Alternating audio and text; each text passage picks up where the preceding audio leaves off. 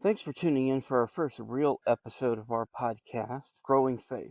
Today I want to talk about the fact that God is not a jerk. We as Christians tend to try to over-explain things when we don't understand them.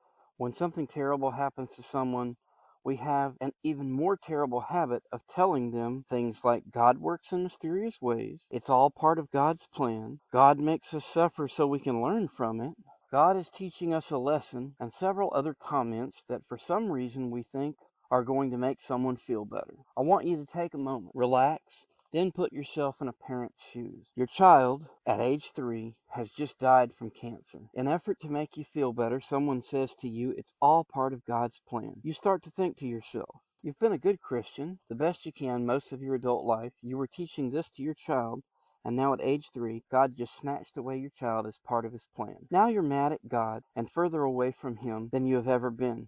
You may even come to hate God. With 6 words, you just destroyed someone's faith in God. This might be temporary, or it may be forever. It would certainly be a high mountain for them to overcome. Stop telling people these things.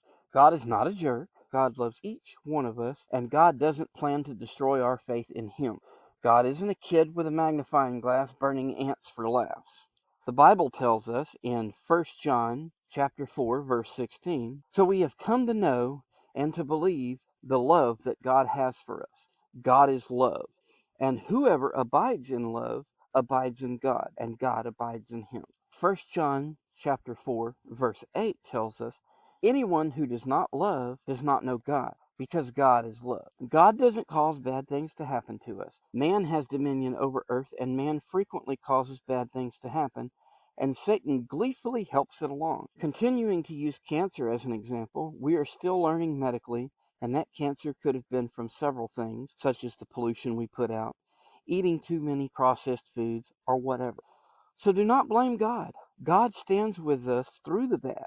He doesn't cause it, but to feel his strength and guidance, we must accept it by having faith that he will see us through the storm. Please, after hearing this, don't blame God. Next time someone is suffering, instead tell them that God is there for them. He loves them, and that he will see them through this. Pray for them. Pray with them, but do not blame God. Now, this is a rather short episode for being our first episode, but thanks for tuning in. I'm still getting used to doing things a little different to make this happen, so don't judge so quickly. Shouldn't be judging anyway. But thanks for tuning in. Be sure to check out our blog at littlefaithministries.com. If you have questions, comments, concerns, need somebody to talk to, you can reach out at outreach@littlefaithministries.org. Thanks again for listening.